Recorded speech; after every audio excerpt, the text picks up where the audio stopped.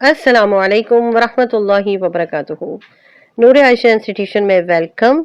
और आज हम सूरह बकरा रुकू नंबर 15 आयत नंबर 122 से लेकर 129 तक का खुलासा समाअत करेंगे।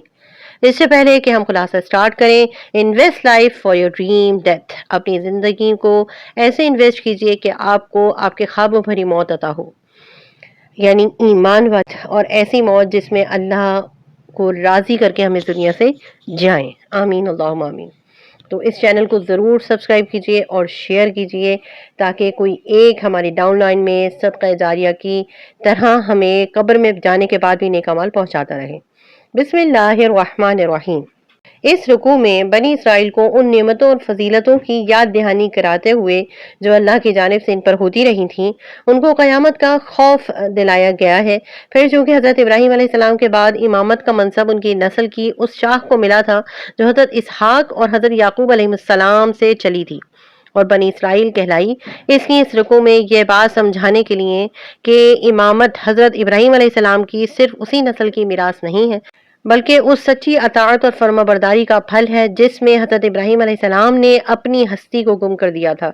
हज़रत इब्राहीम अलैहिस्सलाम और उनकी कुर्बानियों की तरफ इशारा किया गया, जिसके सिले में इन्हें इमाम बनाया गया, लेकिन इनसे भी साफ साफ कह दिया गया कि ये इमामत ईमान और अमल साले से मशरूत है। आपकी नस्ल के ज़ालिमीन और मुश्रिकीन पर इसका इतलाक़ नहीं होगा। और इस रुकू में हज़रत इब्राहीम और हज़रत इस्माईल अलैहिस्सलाम की ख़ास दुआएं भी ज़िक्र हैं, क्योंकि हुज़ूर सल्लल्लाहु अलैहि वसल्लम हज़रत इस्माईल की नस्ल से हैं। इसलिए यहाँ काबे की तामीर में हज़रत इब्राहीम अलैहिस्सलाम के साथ उनके बेटे हज़रत इस्माईल का भी जिक्र फरमाया, और ये भी कि हमने उन दोनों को हुक्म दिया था कि इबादत की खातिर आने वालों के लिए काबा और मस्जिद हराम की सफाई का ख़ास ख्याल रखें। फिर मक्का और वहाँ बरकत के लिए हज़रत इब्राहीम अलैहिस्सलाम की दुआओं का जिक्र है, और खाने काबा की तामीर के वक्त जो हज़रत इब्राहीम अलैहिस्सलाम और हज़रत इस्माईल अलैहिस्सलाम ने दुआ मांगी थी उसका तज़किरा भी मौजूद है।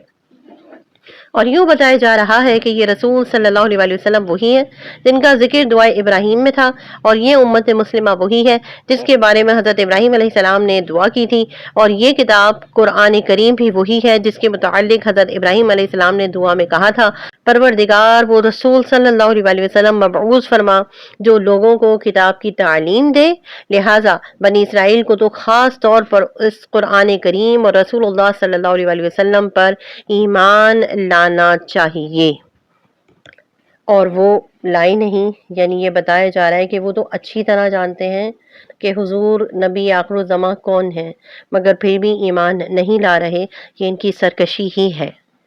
अल्हम्दुलिल्लाह सुम्मा अल्हम्दुलिल्लाह। यहाँ रुकू नंबर 15 मुकम्मल हो गया है। अब पहले पारे का सिर्फ एक रुकू बाकी रह गया है, और 16वां रुकू इंशाअल्लाह वो नेक्स्ट वीडियो में आप समाअत करेंगे और पहला पारा तफसीर का मुकम्मल हो जाएगा।